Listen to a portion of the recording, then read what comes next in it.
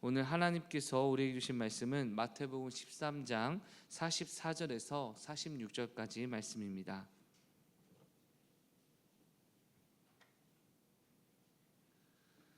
마태복음 13장 44절에서 46절까지 말씀, 이 시간 말씀 합독하시겠습니다. 천국은 마치 밭에 감추인 보화와 같으니 사람이 이를 발견한 후 숨겨두고 기뻐하며 돌아가서 자기의 소유를 다 팔아 그 밭을 사느니라. 또 천국은 마치 좋은 진주를 구하는 장사와 같으니 극히 값진 진주 하나를 발견하매 가서 자기의 소유를 다 팔아 그 진주를 사느니라. 아멘. 우리 옆 사람에게 인사하겠습니다. 하나님이 당신을 사랑하십니다. 어떤 사람이 여러분 아침에 일어났는데 온몸이 아팠습니다. 그래서 온몸이 한꺼번에 아프니까 너무나 힘들어서 의사 선생님을 찾아가서 얘기합니다. 선생님, 제가 아침에 일어나니까 온몸이 아픕니다. 여기도 아프고 여기도 아프고 여기도 아프고 여기도 아픕니다. 그리고 여기도 아픕니다 라고 설명을 했습니다. 선생님이 진찰하시더니 병명을 발견해서 얘기했습니다. 예, 손가락이 골절되셨습니다. 손가락이 골절돼서 여기도 아프다고요. 여러분, 진짜 내 삶의 문제가 뭔지 정확하게 분별하지 않으면 해결할 수 없다는 것을 꼭 기억하시길 주의 이름으로 축원합니다, 여러분. 그래서 우리의 삶이 내가 행복하고 내가 축복받는 영적 원리가 무엇인지, 그리고 내가 진짜 불행하고 힘들게 하게 하는 원리가 무엇인지 정확하게 분별하지 않으면 손가락에 골절돼도 다른 지체, 멀쩡한 지체가 문제인 것처럼 생각하듯 우리가 하나님과의 관계가 틀어지면 여러분, 이 세상의 모든 게 문제라고 생각하지만 결국 하나님을 만나면 회복되고 끝나는 줄 믿습니다, 여러분. 어떤 어머니가 이제 볼 때 자식에 대한, 남자 아들에 대한 여러분 등급이 있답니다. 1등급부터 4등급이 있는데 1등급 아들은 어떤 아이인가? 공부도 잘한다 할 때 여러분 1등급 아이고요. 2등급 아이는 공부는 몰라도 몸은 건강하다, 이게 2등급 아이입니다, 여러분. 3등급 아이는 다른 건 몰라도 마음씨 하나는 착하다. 점점 내려오죠. 마지막 4등급은 꼭 지혜비 닮았다. 사실 아빠 닮으면 1등급이어야잖아요, 그렇죠? 근데 이것도 무슨 의미를 보여줍니까, 여러분? 이 등급의 기준이 만약에 남편을 너무나 사랑하고 너무나 남편이 좋아서 정말 오빠 닮은 아들 낳고 싶어 라는 꿈을 꾸는 자매였다면 아등급이, 여러분, 아들이 언제나 4등급이 아니라 1등급이 되겠죠. 방금 또 예화는 뭘 얘기해 줍니까? 여러분, 똑같은 사람을 보더라도요, 어떤 기준에 따라 등급을 매기느냐에 따라 그 가치를 판단하는 게 달라진다는 것을 얘기하죠. 여러분, 내 인생이 진짜 행복하기 위해서 진짜 가치 있는 것을 붙잡아야 되는데 어떤 것을 얻었을 때 우리가 행복할 수 있다고 생각하십니까? 뭐 연봉이 얼마 이상 돼야 된다, 키가 얼마 이상 돼야 된다, 집은 몇 평 이상 되어야 한다, 뭐 그것들도 여러분 행복의 좋은 조건일 수 있으나 다시 말씀드리지만 여러분, 하나님 관계 가운데 영생을 누려야 진짜 축복된 삶을 살아가는 줄 믿습니다, 여러분. 그래서 예수님께서 오늘 본문을 통하여서 이 천국이 얼마나 기쁜 것이고 얼마나 가치 있는 것인지 그의 제자들과 많은 성도들에게 알려주기 원하셨습니다, 여러분. 사실 지금 말씀을 듣는 저와 여러분 대부분의 분들이 나는 이미 예수 믿고 천국 갔는데 뭐가 나한테 뭐 천국이 기쁨이 있겠나 생각을 하실지 모르겠지만, 그 당시 유대인들도 여러분 이렇게 생각했습니다. 천국은 아브라함의 후손이 가는 곳인데, 우리 모든 민족이 아브라함의 후손인데 천국은 이미 내 것이다, 무슨 또 천국을 쫓고 천국을 기쁨을 누리냐라고 반문했을 것입니다, 여러분. 그러나 진짜 천국을 우리가 마음에 소유하게 되면 삶의 변화가 있을 줄 믿습니다, 여러분. 자, 그럼 예수님은 뭐라고 하셨을까요? 44절입니다. 천국은 마치 밭에 감추인 보화와 같으니 사람이 이를 발견한 후 숨겨두고 기뻐하며 돌아가서 자기의 소유를 다 팔아 그 밭을 사느니라. 아멘. 여러분, 팔레스틴 지역에서는요, 은행도 없고 금고도 없었기 때문에, 또 전쟁이 워낙에 빈번하게 일어나는 곳이었기 때문에 전쟁이 일어나면 여러분 우리가 무엇을 합니까? 피난을 가잖아요, 그렇죠? 근데 금이나 은이나 좋은 것들을 가지고 피난하면 여러분 뺏길 가능성도 크고 짐을 가지고 가면 놓쳐버릴 수도 있잖아요, 그렇죠? 그러니까 그들이 어떤 방법을 썼냐? 땅에다가 자기의 금은 보화를 묻어놨다는 겁니다, 여러분. 그게 그 당시 은행에 보관하는 방법처럼 땅에 묻었다는 것이죠. 그런데 전쟁이 끝나고 다시 그 자리에 돌아오면 뭐 캐내어서 다시 쓰겠지만, 만약에 전쟁통에 목숨을 잃거나 아니면 두 번 다시 자기 원래 고향으로 돌아오지 못하게 되는 상황이 되면 그 땅에 감추인 보화는 아무도 발견할 수가 없겠죠. 이런 일이 여러분 그 당시 이스라엘에 많았기 때문에 그 당시 율법에 뭐라고 기록되어 있냐? 만약에 땅에서 물건이 발견되면 발견한 사람의 것일까요? 아니면 원래 땅의 소유주의 것일까요? 여러분 우리가 가끔 뭐 바다에 뭐 보물선이 있다, 그거를 꺼내야 된다 막 이렇게 말씀하시는 분들, 여러분 법적으로 국가 걸까요? 아니면 발견한 사람의 것일까요? 예, 맞습니다. 그래서 몰래 가져가야죠, 그렇죠?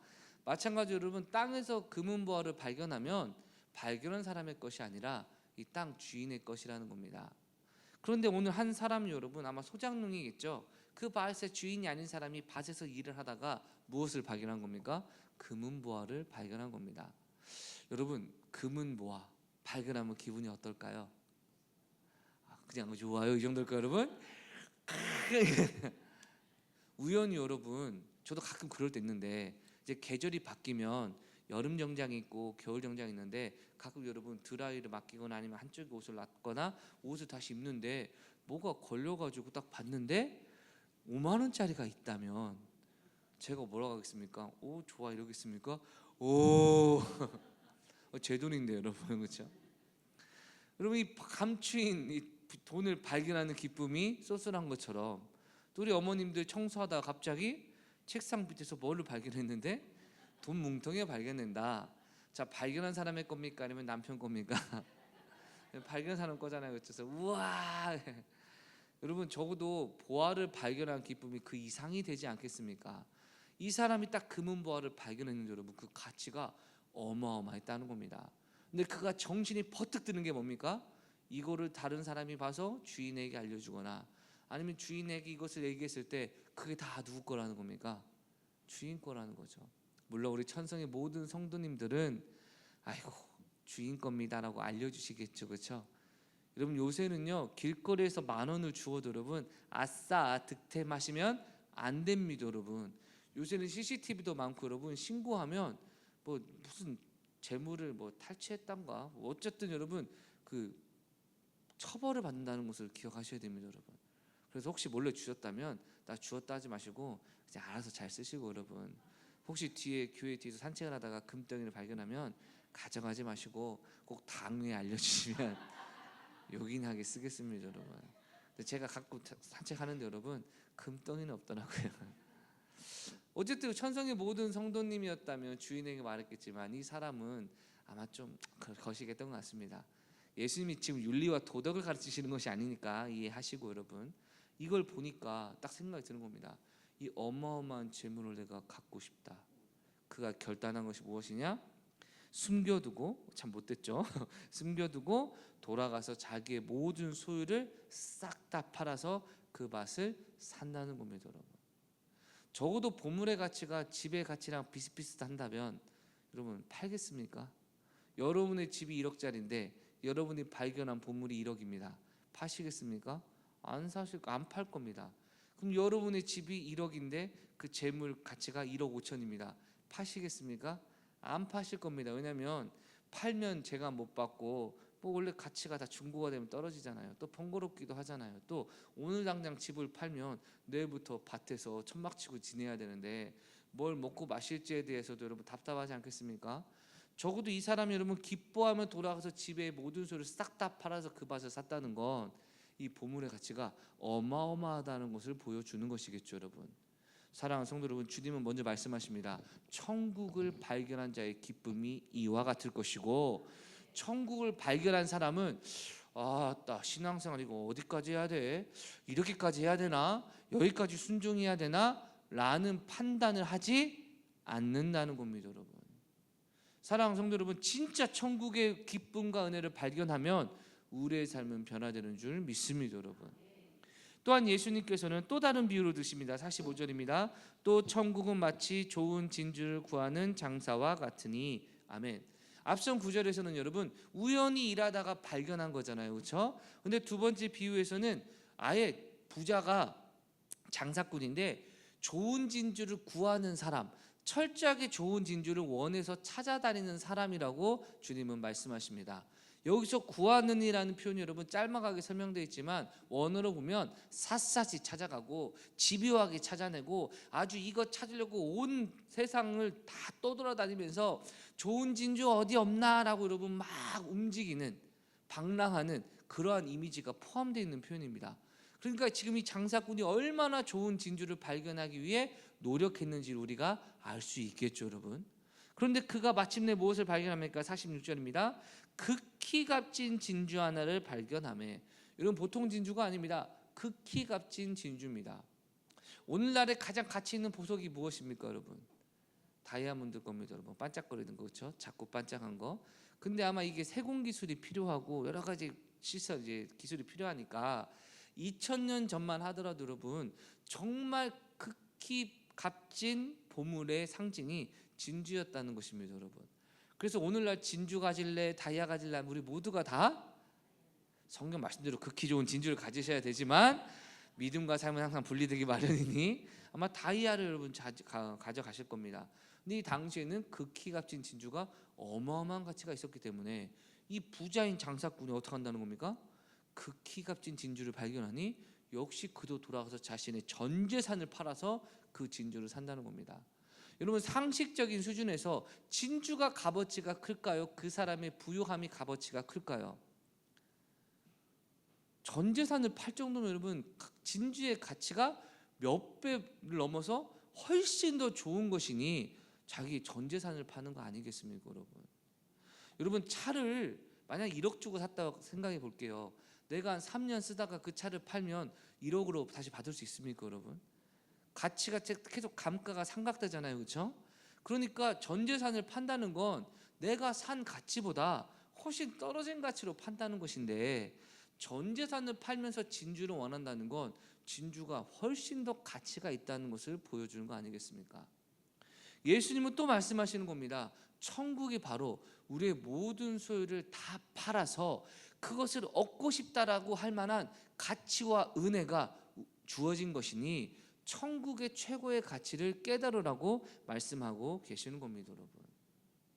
모르겠습니다. 요새는 여러분 결혼을 할 때 남자와 여자가 무엇이 가장 중요한 조건인지는 모르겠지만 그래도 저희 이전 세대, 제 세대도 아닙니다. 저희 이전 세대를 보면 사랑이 중요합니까? 배경이 중요했습니까? 갑자기 좀 당황하시죠, 우리 부모님들.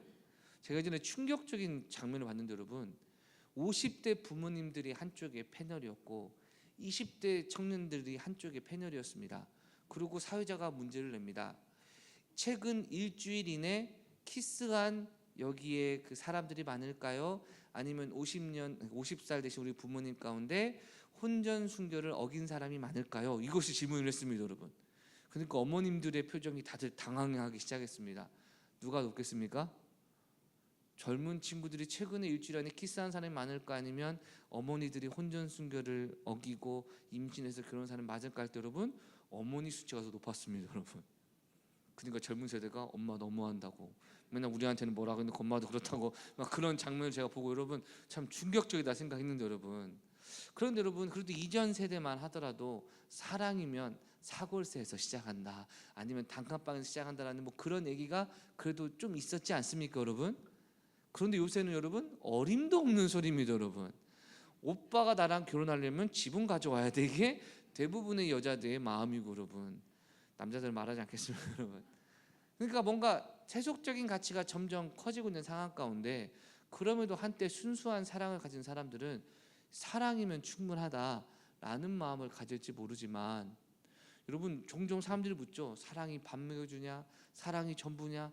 근데 여러분 그 사랑이 모든 것을 이겨내는 능력이 된다는 것을 또한 우리가 경험할 때도 있지 않습니까, 여러분? 좀 더 쉽게 예를 드리겠습니다. 남편이 1,000만 원짜리 명품백을 선물했다고 가정해 보겠습니다, 여러분. 별로 감동도 없으시네요, 그렇죠? 나는 그럴 일이 없으니까, 그렇죠? 만약에 1,000만 원짜리 가져왔다 생각해 보세요, 여러분. 여러분은 언제 기분이 좋아지시겠습니까? 1번, 그 가방에 물건을 넣고 그 가방을 썼을 때, 아니면 2번, 보기만 해도 그냥 만지기만 해도 기분이 좋아진다. 어떤 걸까요, 여러분? 당연히 두 번째겠죠. 우리 남성분들 돈 많이 벌어서 여러분 좋은 차를 사십니다. 그러면 좋은 차를 탈 때 언제가 기분 좋을까요? 1번, 운전해서 웅 할 때. 2번, 겉으로 보기만 해도 멋있고 세차할 때도 멋있고 먼지 묻으면 열심히 닦고. 여러분, 세상에 좋은 것들도요, 사용할 때를 제외하고도 평소에도 우리에게 많은 기쁨을 주기 마련 아닙니까, 여러분? 하물며 하나님이 허락하시는 영원한 천국의 기쁨이 죽어서 천국 갈 때서야 비로소 유효한 게 아니라 이 세상에서 힘들고 어려운 순간에도 나를 위해 예비하신 저 천국, 저 공의로운 천국, 저 하나님의 은혜가 가득한 천국에 내가 갈 수 있다는 이 하나님의 자녀의 기쁨이 매 순간 저와 여러분에게 은혜와 위로와 능력을 주지 않겠습니까, 여러분? 그렇다면 질문은 이것입니다. 여러분은 그 천국을 발견하셨습니까? 예, 목사님 발견했습니다. 많은 분들 얘기할 수 있습니다. 아, 저 천국 갑니다. 많은 분들 얘기할 수 있습니다. 그런데요, 진짜 천국을 발견한 자에게 나타나는 현상이 이뤄지고 있는지를 여쭤보는 것입니다, 여러분. 예민한의 어른들이 그런 말씀하시죠. 사랑과 재채기는 숨길 수 있다 없다? 숨길 수 없다. 여러분, 무슨 표현입니까? 티가 난다는 겁니다, 여러분. 배고픈 사람과 배부른 사람의 자세와 태도를 보면 여러분 차이가 있습니까, 없습니까? 있습니다, 여러분. 배고픈 사람이 꼭 이런 거 본 적 있습니까, 여러분? 배고픈 사람이 뒤도서 아우 좀 자자 이런 적 본 적 있습니까, 여러분? 보통 먹은 사람이 그런 모습을 보이게 되죠, 그렇죠? 평소에 먹기 좋아하는 사람이 아이 난 괜찮아, 너한테 먹어, 너한테 양보할게. 이것은 여러분 불가능한 일입니다, 여러분. 이미 그가 뭔가 먹었을 때 가능한 일이겠죠. 마찬가지로 천국을 발견한 사람은요, 기쁨이 넘칩니다, 여러분. 그리고 자신의 전 재산을 팔아서라도 천국을 위해 살아가는 헌신된 삶이 같이 병행되기 마련입니다, 여러분. 예수님께서 오늘 두 가지 비유, 상황과 여건이 좀 다른 비유를 설명하시며 강조하신 것은 두 가지입니다. 첫 번째, 천국을 발견한 사람은요, 기뻐한다는 겁니다, 여러분. 44절 보니까 뭐라고 얘기합니까? 천국은 마치 밭에 감추인 보화 같으니 사람이 이를 발견한 후 숨겨두고 기뻐하며, 할렐루야, 기뻐하며 돌아가서 자기의 소유를 다 팔아 그 밭을 샀다는 겁니다. 억지로 산 게 아닙니다. 아 그래 어쩔 수 없지 한 것도 아닙니다. 그래 가치가 있으니까 해야겠지 이것도 아니고요. 의무감도 아니고 누가 시켜서 하는 것도 아닙니다. 천국의 가치를 발견한 사람은 자발적으로 기뻐하는 감격과 은혜가 있는 줄 믿습니다, 여러분. 세상에서는요, 모든 꿈과 소망이 물질의 부요함 또는 마치 진주 장사가 극히 값진 진주를 발견하듯 자신이 꿈꾸는 무엇인가 이루고자 하는 그 열망이 아니겠습니까? 그런데 여러분, 세상의 성공도 발견했을 때 기뻐하며 자신의 전 재산을 팔을 정도라면 하나님이 공급하시는 영원한 기쁨 우리가 발견하고 천국의 복음의 능력을 누리고 하늘의 은혜를 경험한다면 신앙인들 삶 가운데 기쁨이 없을래야 없을 수가 없다는 것이죠, 여러분. 바로 이처럼 기쁨과 감격이 바로 천국을 발견하고 천국을 누리고 이 순간도 천국의 은혜를 경험하는 자의 삶 가운데 나타나는 열매라는 사실을 기억하시길 주의 이름으로 축원합니다, 여러분. 기독교 예배에서는 여러분 반드시 무엇이 들어가냐? 찬양이라는 시간이 들어갑니다. 찬양이 무엇입니까? 하나님이 내게 행하신 좋은 일들에 대한 감사를 표현하는 게 찬양이고, 그보다 좀 더 높은 수준에서 하나님이 하나님 되심을 감격하고 기뻐하는 것이 경배하는 찬양이 아닙니까, 여러분? 제가 여러분 오늘 아침에 나오는데요, 둘째가 여러분 잠에서 깼더라고요. 깨가지고 눈을 이러면서 여러분 뭐 하느냐, 마이키즈라는 아침에 먹는 우유 같은 거 있습니다. 그걸 가지고 여러분 막 이렇게 가는데 여러분 그 모습을 보는데 여러분 제가 어찌나 귀여운지 여러분 안아가지고 막 뽀뽀를 열심히 했습니다, 여러분. 물론 어젯밤에 제 첫째 아들한테 왜 이렇게 아빠가 뽀뽀하면 싫어 했더니 그냥 뭔가 싫어요 라는 말을 듣고 난 후라서 그럴 수도 있지만 상당히 괘씸하지만 여러분 그냥 뭔가 그래요 좀. 엄마는 안 그래요. 그래서 여러분 뽀뽀하는 항상 싫어하는 둘째 때는 그런지 모르지만 첫째가 여러분 더욱 저를 닮은 것 같고 눈 감으면 여러분 원래 제 지훈이 여러분 지한이는 눈 감으면 더 이쁩니다 여러분. 여기까지 하겠습니다. 눈 감으면 더 이쁩니다. 그래서 제가 빨리 그 아이가 크면 여러분 제가 어디 데리고 가려고 준비 중입니다 여러분. 이정재 성형외과 눈을 뜨게 해줘야 됩니다 여러분. 물론 어떤 분들은 기도해서 눈이 커지게 될 수 있다 하는데 여러분 안검하수가 기도해도 될 수도 있지만 기도가 아닌 또 치유를 통해서도 될 수가 있습니다 여러분. 어찌됐건 눈은 감고 있는데 어찌나 귀여운지 저한테 뭔가 해준 것도 없는데 여러분 귀여운지. 그래서 제가 얘기했습니다. 지한아 아빠랑 뽀뽀하는 거 좋아? 뭐라 했을까요? 네 좋아요. 서서히 역전됨을 느낍니다. 여러분 무슨 말을 하냐? 아이를 보면 여러분 아이가 아빠 물 드실래요?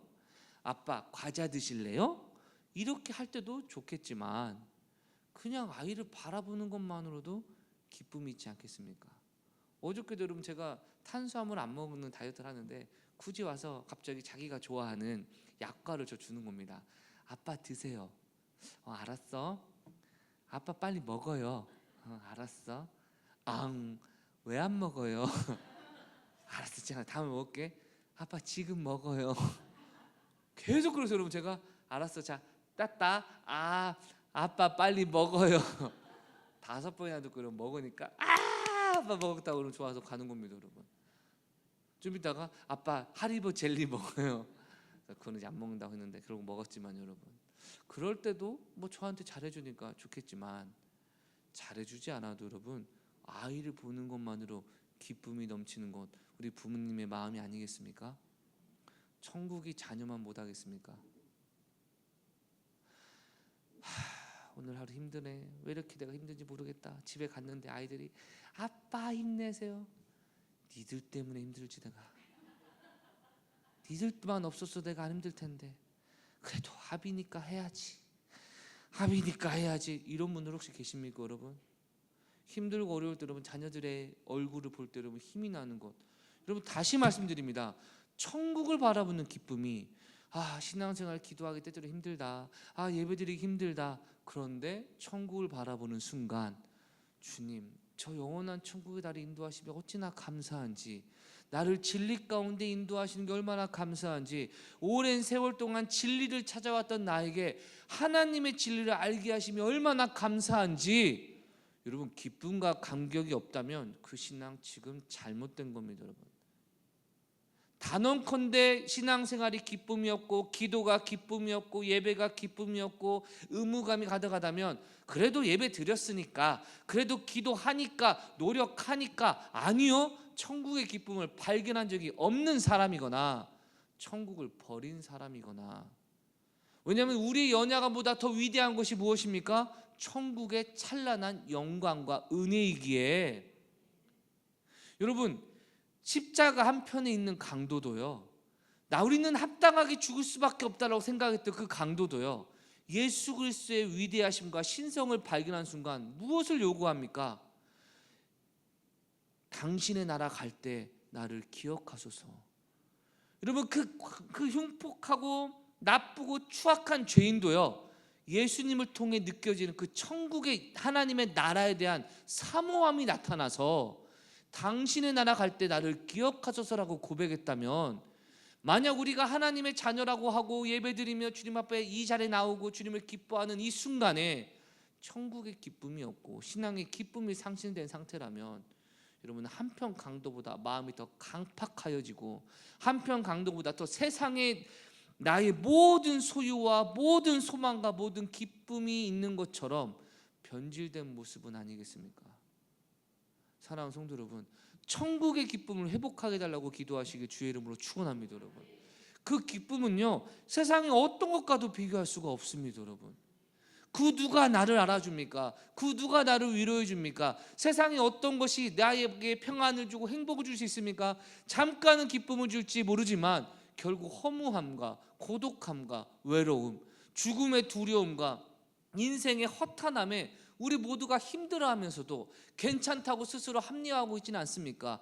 여러분, 천국의 기쁨을 모르는 사람은요, 죽음의 두려움에서 절대 자유할 수도 없고, 인생의 허무함에서도 자유할 수가 없고, 세상의 어떤 것도 나에게 만족을 줄 수 없다는 그 사실 안에 바로 설 수가 없습니다. 여러분, 그들은 여전히 허탄함을 느끼면서, 여전히 공허함을 느끼면서 세상에 또 다른 기쁨과 만족이 있을까? 성공을 추구하기도 하고, 물질을 추구하기도 하고, 명예를 추구하기도 하지만, 여러분, 돈, 명예, 권력을 얻은 자들이 행복합니까?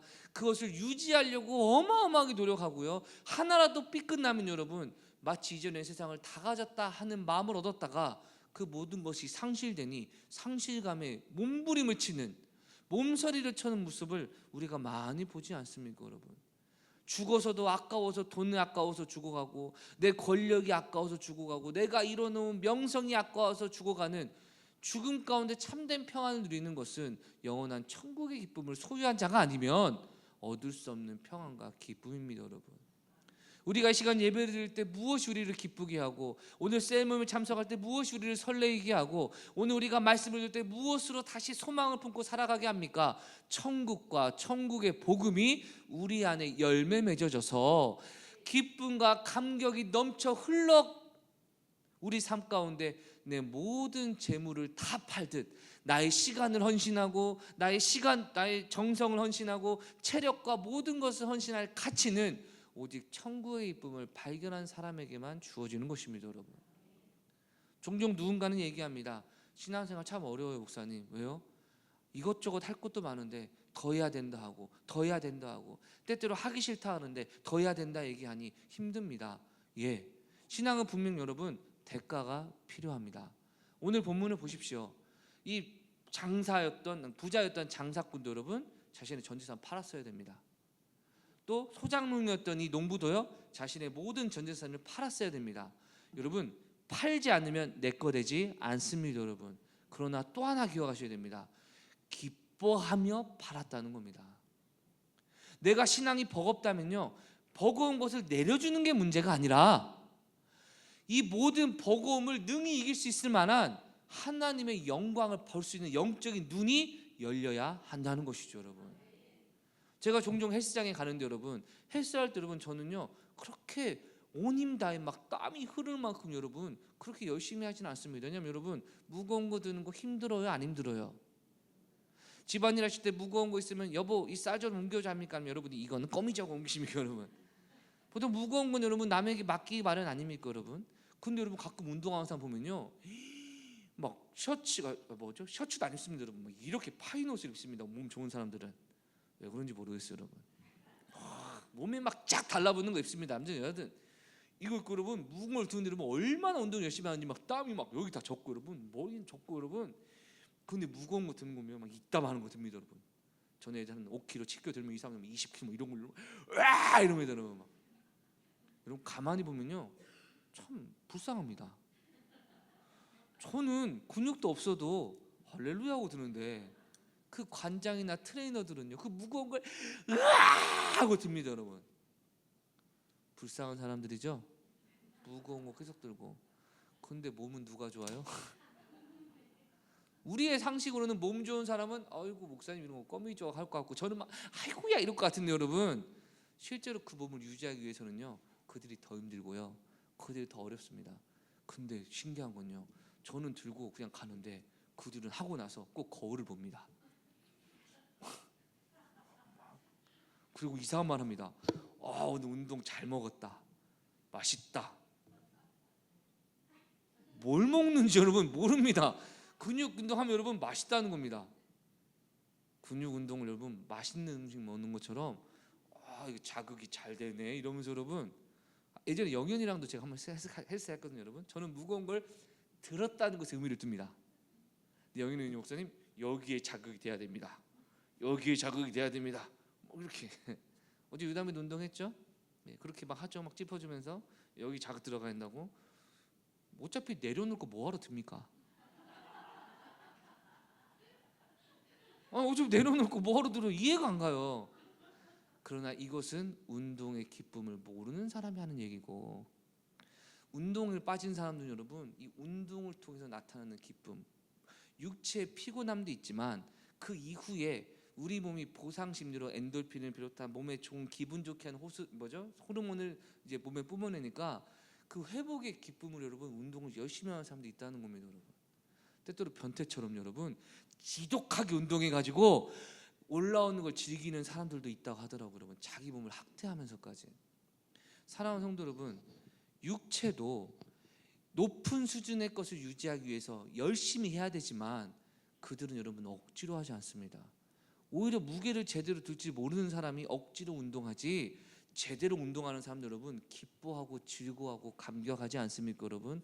오히려 운동을 안 하면 몸이 뻐근하다고 하지 않습니까? 오히려 운동을 안 하면 근육이 손실될까 봐 걱정하지 않습니까? 여러분, 하다못해 육체의 연단도 유익이 있거늘 영적인 경건의 연단은 얼마나 많은 유익이 있을 것이냐라는 주님의 말씀을 생각해 볼 때 왜 신앙이 힘듭니까? 왜 대가 지불이 버거웁니까? 그것을 내려놓거나 이것을 더 해야 된다, 이거 중요한 것이 아니라 하나님이 예비하신 천국의 기쁨을 상실한 결과라는 것을 꼭 깨달으시길 주의 이름으로 축원합니다, 여러분. 은혜 받으면 여러분 신앙은 즐거워집니다. 은혜가 떨어지면 왜 나만 교회 다녀서 남들 놀 때 못 놀고 왜 나만 이렇게 교회 일도 하고 세상 일도 같이 해야 되냐라고 원망하지만 은혜 받고 천국을 발견하고 소유하는 기쁨을 얻으면요, 나같이 부족한 사람을 선택해 주셔서 하나님의 자녀 되게 하시고, 부족한 내가 세상 일을 하기도 따라가기도 어려운데 하나님께 충성하고 교회 봉사함으로 하나님이 나의 인생의 문제도 책임져 주시고 영원한 천국의 상급도 해결해 주시니 이것처럼 행복한 일이 어디 있는가 감격하는 자가 천국의 기쁨을 누리는 자의 모습이라는 것이죠. 말씀을 마무리하겠습니다. 여러분, 부모님들에게 한번 물어보세요. 생존을 위해 자녀가 필요하냐 물어보면 모르겠습니다. 저 먹고 사는 데 있어서 여러분 자녀가 별로 필요한 건 아닌 것 같습니다. 그런데 원하느냐, 없으면 못 사느냐 할 때 자녀 없으면 못 사실 겁니다.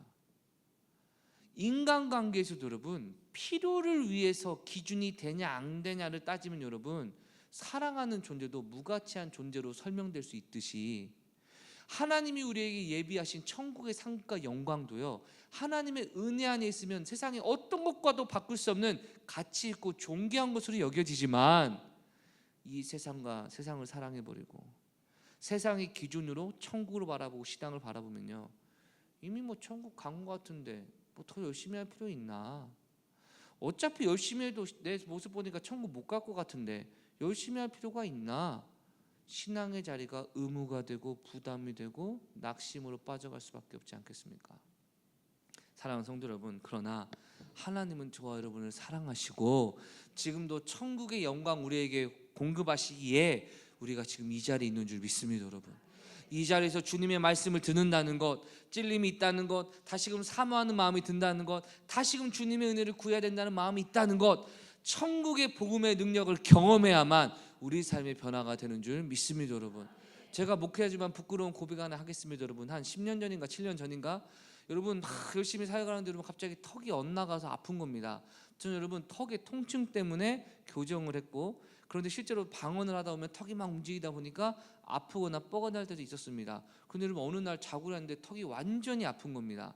그래서 아파가지고 병원을 가야겠다라고 마음을 먹고 있었는데 그때가 제가 부산에 있을 때였거든요. 그래서 풍산교회 탐방이나 한번 가자, 어차피 예배 드리러 왔는데 했는데 여러분 풍산교회 딱 탐방하러 금요일에 참석했더니 그날 목사님이 한 달에 한 번 정도 이제 안수기도 하는 시간이라는 겁니다. 그래서 아 그래? 그러면 여기 와가지고 이 턱이 좀 나으면 내가 진짜 좋겠는데? 여러분 좋겠습니까? 안 좋겠습니까? 좋잖아요. 그래서 좋겠는데 해서 여러분 했는데 큰 교회라고 그런지 여러분 뭘로 안수 받으려면 우리는 그냥 머리만 들밀면 되잖아요, 그렇죠? 근데 거기는 이만한 뭐 종이에다가 어디가 아프고 성명이 뭐고 질병이 무엇이고 특징이 언제고 뭐 이런 걸 다 쓰게 하더라고요. 쓰고 기다렸더니면 사람들이 얼마나 많은지 막 아마 제 앞에 대기가 한 6, 70명 됐던 것 같습니다, 여러분. 근데 그러니까 여러분 문제가 무엇입니까? 안수 받으려고 기도하려면 앞바다리 하고 앉으시겠습니까? 무릎 꿇고 기다리시겠습니까, 여러분? 근데 내가 중간에 있는데 여러분 앞에서 안수를 하는데 한참에 6, 70명 있으면 그 안수가 나한테 빨리 와요, 늦게 와요? 늦게 오잖아요. 그러니까 무릎이 점점 아파지는 일이 벌어지는 겁니다. 점점 막 그렇게 되고, 여러분 내가 지금 이렇게 하는 게 맞는가, 막 기도에 집중해야 되는데 무릎에 집중이 되고 다리 아픈데 어떡하지 이러다가도 여러분 가끔 또 눈 뜨고 확인해요, 안 해요? 여러분 목사님 어디쯤 오시나 확인해요, 안 해요? 여러분 확인하시잖아요. 딱 보면 아이고 지금 저쪽에 가는구나, 목사님 지금 한 1분에 오겠다. 왜냐면 이 계산을 못하면 여러분 하다가 놀래가지고 그래서 여러분 그 계산도 다 하고, 목사나 사람이 여러분 다 똑같습니다. 계산하고 딱 하는데, 여러분 아까 말했지만 제가 턱이 아픈데 방언을 하면 턱이 더 아프겠습니까? 안 아프겠습니까? 아프잖아요. 근데도 방언으로 확 기도하는데 언제쯤 지났나? 목사님 딱 안수하고 기도하시는 여러분, 저는 살다 그런 경우 처음 했습니다. 엇나간 턱이 쫙 바로 잡혀서 여러분 바로 안수하는 순간 치유가 딱 되니까 아직도 기억합니다. 끝나고 아내랑 같이 차를 끌고 나오는데 여러분 막 입에서 뭐가 나올까요? 찬양이 막 가는 내내 막 할렐루야 할렐루야. 제가 느꼈습니다. 목사라도 주여 치유 필요 없습니다. 오직 믿음으로, 표적을 보고 신앙생활하는 게 아닙니다. 오직 믿음으로 하는 목사라도 표적을 경험하니 할렐루야. 천국의 기쁨을 누리면 이런 일이 가능하겠습니까? 할렐루야. 지금 우리에게 필요한 건 무엇입니까? 좀 더 노력해라, 좀 더 애써봐라, 좀 더 기도해라도 좋지만 천국을 발견할 수 있도록 너의 모든 것을 대가 부인할지라도 주님의 복음을 누려라, 주님을 찾아가라, 주님을 만나라 해야 되지 않겠습니까? 근데 제가 목회하면서 가장 안타까운 건 심지어 천국을 발견한 사람들이 계십니다. 목사님 제가 땅을 팠더니 봉이 나왔어요. 목사님 제가 진주를 찾아야하는데 드디어 진주를 발견했습니다. 그러면 전재산, 목사님 전재산이요? 이제 스케줄은 일단 알겠는데 언젠가는 주시겠죠. 땅을 안 팝니다. 하나도 손해 보려고 하지 않습니다. 그럼 직장은요? 그럼 학교는요? 그러면 배우자와의 친밀한 신혼생활은요? 그럼 나의 여가 시간은요? 나의 세상에서 명예는요? 나의 세상에서 성공은요? 여러분 왜 천국의 기쁨을 못 누릴지, 왜 발견했음에도 그게 잠시만 느끼고 내 것이 되지 않는지, 분명 지난주에 은혜 받아서 할렐루야 했는데 왜 이번 주에 놀렐루야로 변하는지 우리가 한 번쯤 돌아보면요 답을 쉽게 찾으실 겁니다. 이 세상과 세상을 사랑하는 자는 아버지를 사랑하는 마음이 없나니. 가늠한 여인들아, 세상과 벗대고자 하는 것이 하나님과 원수됨을 알지 못하느냐. 사랑하는 성도 여러분, 하나님을 사랑하시고 천국을 발견하시길 주의 이름으로 축원합니다. 천국을 발견한다면 어떠한 대가를 지불하더라도 먼저 천국을 내 것으로 만들면 하나님이 이것도 주시고 저것도 주시고 천국을 유지하기 위해 더욱더 열심히 살게 하셔서 천국도 소유하고 이 땅에서의 빛과 소금으로서의 삶도 살아가게 하시는 능력의 삶으로 인도하실 줄 믿으시고 승리하시는 저와 여러분 되시길 주의 이름으로 축원합니다. 우리 시간 찬양 한 곡 하고 주님 앞에 나아가겠습니다. 약할 때 강함 대신에, 여러분이 찬양의 가사에 이런 말이 있습니다. 주 안에 있는 보물을 나는 포기할 수 없네. 여러분 예수님 안에 있는 보물을 발견하시길 주의 이름으로 축원합니다. 그리고 어떠한 것도 주 안에 있는 보물을 포기할 수 없도록 주님을 사랑하시고 주님의 은혜를 구하시고, 오늘도 힘들고 피곤하고 어렵다 할지라도, 오늘도 여전히 생각이 복잡하다 할지라도 예수께서 주시는 천국의 복음을 발견하여 참된 기쁨과 감격을 회복하시는 저와 여러분 되시길 주의 이름으로 축원합니다. 약할 때 강함 대신에 나의 보배가 되신 주 나의 모든 것,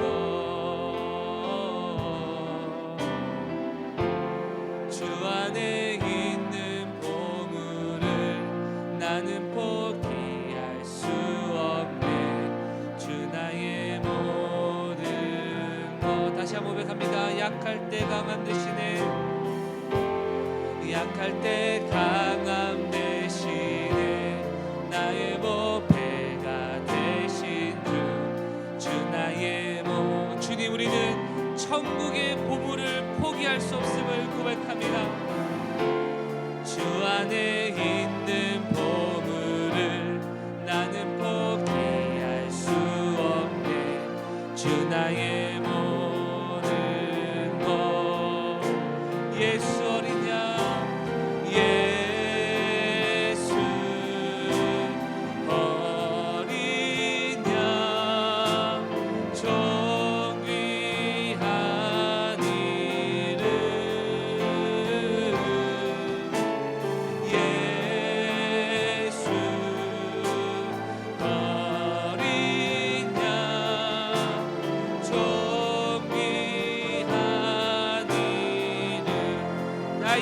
십자가 죄사하셨네.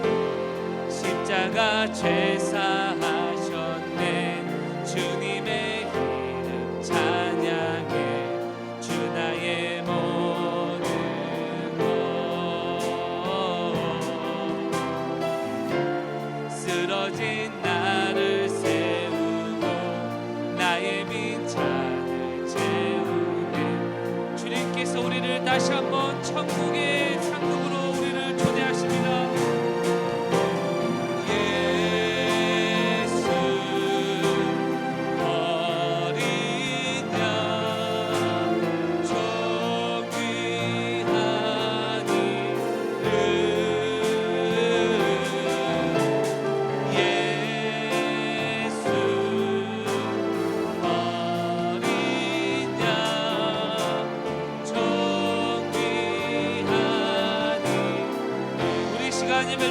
하나님, 오늘 말씀을 붙들고 기도합니다. 여전히 쓰러지고 나의 빈잔, 나의 잔은 비어있지만 다시 한번 주님의 몸으로서 천국의 모험으로 나를 채워주시옵소서. 천국의 기쁨과 감격으로 채워주셔서 변화와 회복의 삶, 감사와 은혜가 넘치는 삶을 살게 하여 주시옵소서. 우리 주 외치고 동서로 기도합니다. 하나님 아버지, 이 시간 우리 가운데 역사하셔서 천국을 발견하게 하여 주시옵소서. 밭의 농부처럼 우연히 발견하든지 좋은 진주를 구하는 장사꾼처럼 내가 오랫동안 찾았든지 주님의 허락하시는 천국과 영생의 기쁨을 맛볼 때 우리는 변화될 줄 믿습니다. 감사가 넘치고 기쁨이 넘치고 평안이 넘치게 될 줄 믿사오니 우리에게 허락하신 이 상급을 얻기 위하여 나의 어떤 것도 아끼지 않고 주님 앞에 바치고 충성하여 택가짐을 통하여 천국의 주인이 되고 천국을 상속자로 얻는 천성의 모든 가족 될 수 있도록 아버지 역사하여 주시옵소서. 세상은 물질을 얻으면 행복하다 이야기하고 또한 명예를 얻으면 행복하다 이야기합니다. 때때로 많은 사람들이 그곳에 끌려가고 우리 역시 그곳에 마음을 빼앗길 때도 있음을 고백합니다. 그러나 주님, 우리에게 진짜 평안과 감사와 기쁨 그리고 영원토록 쇠하지 않는 영광과 기쁨은 오직 영원한 천국 가운데 누리는 영생임을 고백하오니 영생을 맛보아 주님 안에 살게 하여 주시옵소서. 영생은 참 하나님과 그 아들 예수 그리스도를 아는 삶이라 말씀하셨으니 주님을 사랑하고 주님의 몸된 교회에서 주님을 예배하며 주님을 기뻐하는 천성의 모든 가족 되게 하여 주시옵고 이를 위하여 내 삶의 최우선순위가 세상의 성공이요 직장도 아니요 가정도 아닌 먼저 하나님 앞에 구원받고 변화된 우리가 되어서 하나님의 능력으로 가정과 직장과 사업과 현실의 모든 삶을 능력으로 승리하여 하나님께 영광 돌리는 신앙도 성공하고 삶 가운데서도 성공하는 인류 그리스도인으로서 우리를 회복시켜 주시옵소서. 역사하신 주님 감사하며 예수님의 이름으로 기도드렸습니다. 아멘. 이제는 우리 구주 예수 그리스도의 은혜와 하나님의 무한하신 사랑과 성령님의 교통하심의 은총이 이 시간 예수 그리스도를 믿고 천국을 유업으로 삼고 천국으로 들어가기 위하여 늘 좁은 문, 좁은 길이라 할지라도 감사와 기쁨과 감격으로 행복해하며 나아가기로 결단하는 천성의 모든 가족들 삶 가운데 이제부터 영원토록 함께 있을지어다. 아멘.